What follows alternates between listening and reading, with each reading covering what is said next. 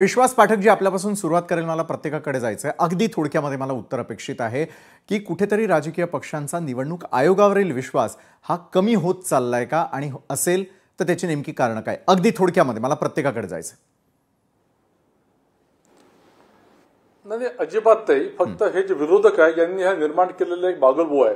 बघा, माननीय शरद पवार हे कशासाठी फेमस आहेत की ज्या कोणत्या व्यक्तीला ते भेटतात त्यांना 10-15 वर्षानंतर देखील नावासकट ओळखतात। आता यांना हे खोटं बोलायची आवश्यकता काय की मी देखील 2 लोकांना घेऊन राहुल गांधींपर्यंत गेलो तर परंतु मला त्यांचा चेहरा आठवत नाही, नाव आठवत नाही। मी राहुल गांधींचं समजू शकतो, सकाळी कोण भेटतं संध्याकाळी काय भेटत नाही ते विसरून जातात, पण शरद पवारांना याची आवश्यकता काय?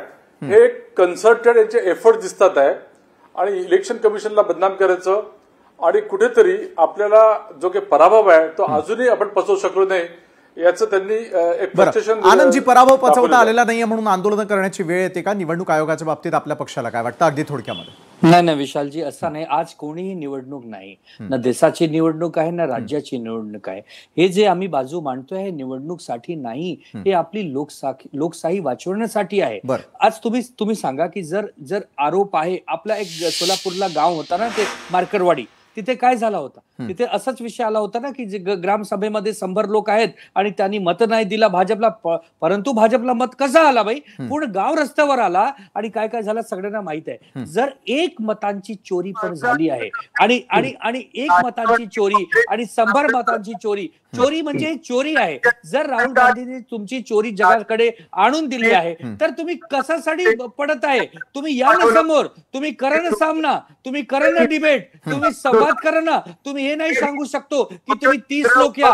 जर राहुल गांधीची इच्छा आहे की सगळे राज्यसभा आणि लोकसभाचे सांसद तुमच्या समोर आले पाहिजे, समोर येऊन तुम्हाला प्रश्न विचारला पाहिजे, तर तुमच्यामध्ये साहस पाहिजे की तुम्ही त्यांना उत्तर द्या। तुम्ही हे नाही सांगू शकतो की आम्हाला फक्त 30 माणसं पाहिजे। अरे कसल्या भीती आहे? जर तुम्ही एकदम खरं आहे तर कशाची भीती आहे तुमच्या मनात? बरोबर आहे, कशाची भीती आहे याचं उत्तर सरकारला आणि एका बाजूला निवडणूक आयोगाला तर द्यावंच लागणार आहे। दुसरीकडे हनुमंतजी, आज ज्या प्रकारे विरोधी पक्ष नेत्यांना एकत्र येऊन त्या ठिकाणी अशा प्रकारचं आंदोलन करावं लागलं, कुठेतरी विश्वासार्हता हा प्रश्न अतिशय महत्त्वाचा ठरतो। हनुमंतजी, अगदी थोडक्यात, विनयाजी, मी कन्क्लूड पार्ट हा पूर्णपणे आपल्याकडून घेणार आहे, बोला।